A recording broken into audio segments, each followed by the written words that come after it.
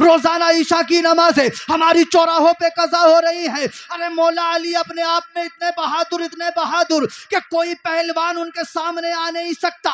कोई आता था तो कसम खुदा की वो ज़ेर होता था। लेकिन आज का नौजवान नारा तो अली का लगाता है, लेकिन कसम खुदा की वो जिम में भी दोनों टाइम जा रहा है, वो केला दूध भी खूब खा और पी रहा है, लेकिन उसकी सेहत का हाल देख लिया जाए तो उसकी पैंट भी कूलों पे रुकने को तैयार नहीं है। अगर देखा जाए तो बड़ा कमजोर सा नजर आता है। लेकिन मैं आपसे पूछना चाहता हूं, मौला अली की जिंदगी के बारे में आपने सुना नहीं, आपने जाना नहीं। अरे किसी ने पूछा था, ऐ मौलाए कायनात जरा ये तो बताइएगा आपकी ताकत का राज क्या है? आप तो जिम नहीं करते, आप कोई कसरत नहीं करते, आप ये बताइए आपकी ताकत का राज क्या है? तो मेरे मौलाए कायनात ने इरशाद फरमाया था, कहा था, सुनो सुनो, मेरी ताकत का राज ये है कि मैं रात को ईशा की नमाज के बाद में अल्लाह की नवाफिल इबादत किया करता हूं। क्या बात है। नारे तकबीर, नारे रिसालत, नारे हैदरी, मसलके आला हजरत उलमाए अहले सुन्नत हजरत मौलाना इफ्तिखार रजा इबादी। सुभान अल्लाह, सुभान अल्लाह। बहुत खूब। आज हम फर्ज पढ़ने को तैयार नहीं। आज हम नारा तो बहुत लगाते हैं कि हम अली वाले हैं, मगर यकीन जाने अभी हमें अली वालों की हवा भी नहीं लगी है। हाँ, अभी हम मस्जिदों से बहुत दूर हैं, अभी हम अपने उलमा से बहुत दूर हैं। तुम्हारी जहनों में जो लोगों ने ये बात बिठा रखी है ना कि उलमा अहले बैत से मोहब्बत नहीं करते, वो तुम्हें उलमा से दूर रखना चाहते हैं। वो तुम्हें उलमा से दूर रखना चाहते हैं।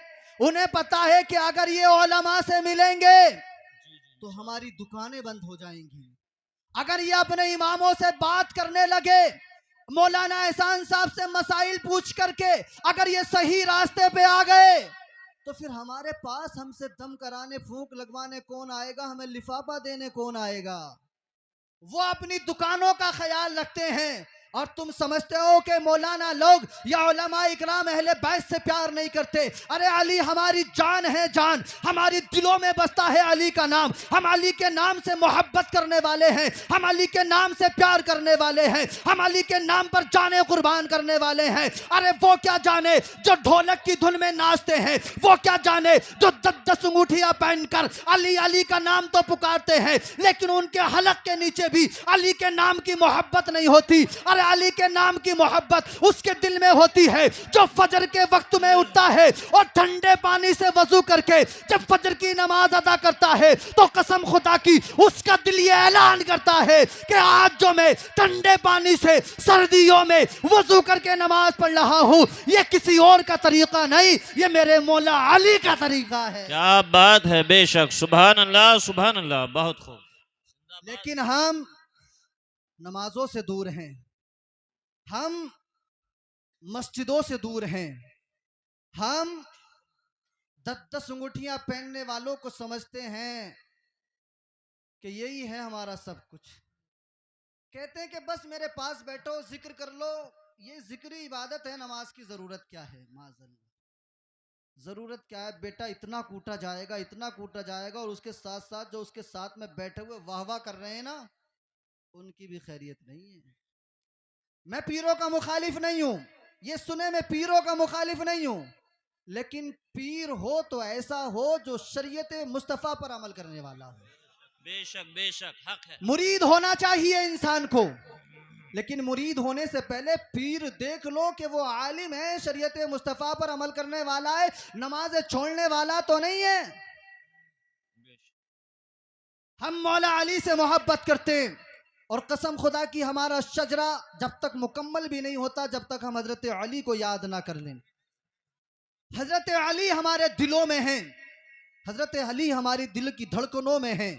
लेकिन मैं आपसे पूछना चाहता हूं, हमने दुनिया में देखा कि काले कपड़े वालों को लोग समझते हैं कि वो अली से बहुत मोहब्बत किया करते हैं, वो रो रो के अली का बहुत बयान किया करते हैं। लोग उनकी तकरीर को सुन के, उनके वाकयात को, मन घड़ंत बातों को सुन के लोग उनसे मुतासिर हो जाते हैं कि भाई सुन्नी उलमा तो मौला अली का जिक्र ही नहीं करते, सुन्नी उलमा तो अहले बैत का जिक्र ही नहीं करते। अरे ये काले कपड़े वाले क्या जाने मौला अली की शान क्या है। ये सहाबा इकराम की तौहीन करके, ये सहाबा इकराम की शान में गुस्ताखियां करके मौला अली की शान बयान करते हैं। मैं कहूंगा नादानो, अरे तुमने अभी मौला अली की शान को पढ़ा नहीं, तुमने अभी मौला अली की शान को जाना नहीं। अगर तुम सही माने में मौला अली की शान को जान लेते तो सिद्दीक अकबर की शान कम करने की जरूरत ना थी, उमर फारूक आजम की शान में गुस्ताखी करने की जरूरत ना थी, उस्मान गनी की शान में गुस्ताखी करने की जरूरत ना थी, बल्कि तू तो मौला अली की शान बयान करता। अरे मौला अली की शान खुद इतनी बड़ी शान है कि रातें गुजर सकती हैं मगर अली की शान कभी बयान नहीं की जा सकती। क्या बात है, वाह वाह वाह वाह, जिंदाबाद जिंदाबाद, बहुत खूब भाई, क्या कहने हैं। लेकिन बेशक हमें उस वक्त तक सुकून नहीं आता जब तक सहाबा इकराम की तौहीन ना हो जाए। हमें लगता ही नहीं कि यह अली वाला है जब तक किसी सहाबा की तौहीन उससे ना सुन लें। याद रखना, हम सुन्नी मुसलमान हैं, सुन्नी मुसलमान, और सुन्नी मुसलमान वही होता है जो सहाबा इकराम को भी मानता है और अहले बैत अतहार को भी मानता है। बेशक हक है। क्योंकि मेरे नबी ने इरशाद फरमाया कि मैं तुम्हारे पास दो चीजें छोड़ के जा रहा हूं, एक अपनी अहले बैत और एक कुरान मजीद, कि जो इन दो चीजों पे अमल करता रहेगा वो कभी गुमराह नहीं होगा, वो कभी गलत रास्ते पे नहीं जाएगा। अब मैं आपसे पूछता हूं, जायजा लें इस दुनिया में किसके पास हैं ये दोनों चीजें?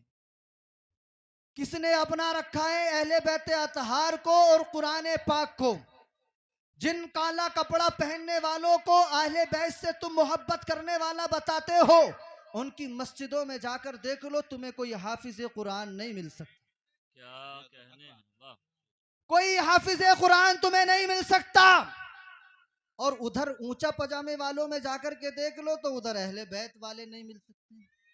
वो अहले बैत का जिक्र नहीं करते, वो तो कहते हैं कि जी करबला तो दो भाइयों की जंग थी, एक तो जीतना ही था, माशाअल्लाह, वो ऐसे ऐसे जुमले बोल दिया करते। अब मैं आपसे पूछना चाहता हूं, अरे वो कहते हैं कि हम हक पर हैं, लेकिन उनके पास कुरान तो है, लेकिन उनके पास अहले बैत का दामन नहीं। अगर ये काले कपड़े वाला कहता है हम हक पर हैं, उनके पास अहले बैत तो है लेकिन उनके पास कुरान नहीं, लेकिन कसम खुदा की ये सुन्नी उलमा, ये सुन्नी जमात है जिनके पास कुरान भी मौजूद है, अहले बैत भी मौजूद है। इनसे अगर सुनो तो ये कुरान भी लाजवाब पढ़े, अगर इनसे सुनो तो ये अहले बैत की शान भी लाजवाब बयान करे। तभी तो मेरे इमाम आला हजरत कहते हैं कि तेरी नस्ल पाक में है बच्चा बच्चा नूर का, और तू है ऐने नूर, तेरा सब घराना नूर का। क्या बात है, सुभान अल्लाह सुभान अल्लाह। नारे तकबीर, नारे रिसालत, नारे हैदरी, मसलके आला हजरत, जश्न मौलाए कायनात हजरत मौलाना इफ्तिखार रजा इबादी, सुभान अल्लाह सुभान अल्लाह। समझ में आ गया आपके हक पर कौन है? जी, हक पर अल्हम्दुलिल्लाह हम और आप हैं, लेकिन हमने बस सही रास्ता अपनाना होगा। मैं ये नहीं कह रहा हूँ आप गलत रास्ते पे हैं, बिल्कुल नहीं कह रहा हूँ, बहुत अच्छे रास्ते पे, तभी तो आप यहाँ आकर के बैठे हैं। वरना लोग तो दूर से सुनने होंगे, देखें आज क्या क्या कहेंगे, मौलाना लोग आए हैं, देखते हैं क्या क्या कहेंगे। भाई हमारा काम समझाने का है, तेरा दिल नहीं कर रहा बिल्कुल मत मान, हैं तू नहीं मानेगा, कब्र में अपनी तू जाएगा, हम थोड़ी तेरे साथ जाएंगे। कब्र को फूलों से सजा रहा है, मार्बल बिछा रहा है, उसके नीचे अच्छी अच्छी कालीन बिछा रहा है, ये नहीं देख रहा अमाल कैसे करें, हैं? कब्र को फूलों से या अच्छी तरीके से अच्छी कालीन से अंदर तुझे पक्की कब्र या कालीन सजाने की जरूरत क्या है? जिंदगी में अमाल अच्छे कर ले तो कसम खुदा की ये कच्ची कब्र भी तेरे लिए जन्नत का बाग बन जाएगी, हैं?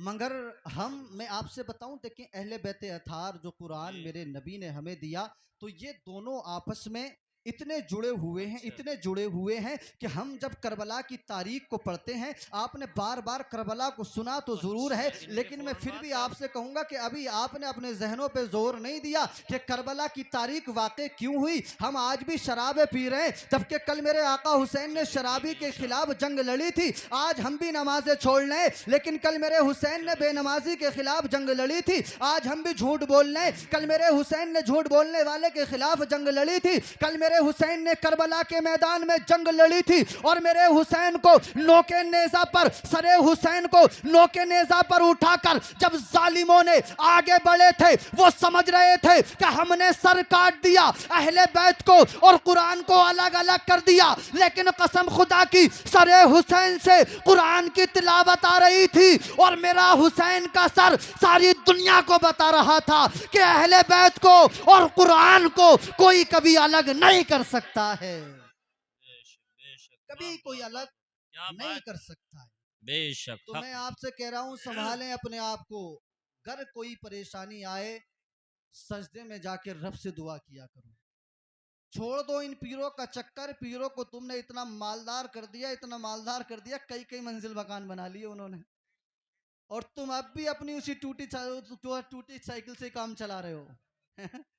कब तक अकल नहीं आएगी यार। मुसलमान बड़ा अकलमंद होता है? मुसलमान बड़ा अकलमंद होता है, लेकिन मैं कहता हूं यहाँ इंसान की अकल कहाँ चली जाती है। अब ये बताओ, मैं आपसे पूछ रहा हूँ, नमाज किसने नहीं पढ़ी? मुझे एक का नाम बता दें आप। क्या मौला अली ने नमाज नहीं पढ़ी है? क्या इमाम हसन इमाम हुसैन ने नमाज नहीं पढ़ी? क्या अपने आप को वारसी कहने वाला बता देगा मुझे वारिस पाक ने नमाज नहीं पढ़ी? क्या अपने आप को मदारी कहने वाला साबित कर सकता है कि मदारे पाक ने नमाज नहीं पढ़ी? अबे ये आज का छोटा सा पीर आकर तुम्हें बरगलाता है, तुम्हारे सामने कहता है नमाज मत पढ़ो। नमाजों के वक्त में आकर ये मिलादे पढ़ते, तकरीरें करते, कोई इनसे पूछता क्यों नहीं है? अरे ये जिक्र बाद में होगा, पहले जिक्र अगर होगा तो पहले फर्ज नमाज पढ़ी जाएगी। बेशक बेशक, क्या बात है। पहले फर्ज नमाज पढ़ी जाएगी। नमाज के वक्त में कौन सा जिक्र? अगर फर्ज नमाज पढ़कर तू रात दिन, अगर फर्ज इबादत को छोड़कर तू रात दिन नवाफिल इबादत करता रहे, रात दिन नफिल इबादत करता रहे, वो कबूल नहीं हो सकती अगर फर्ज को छोड़ोगे।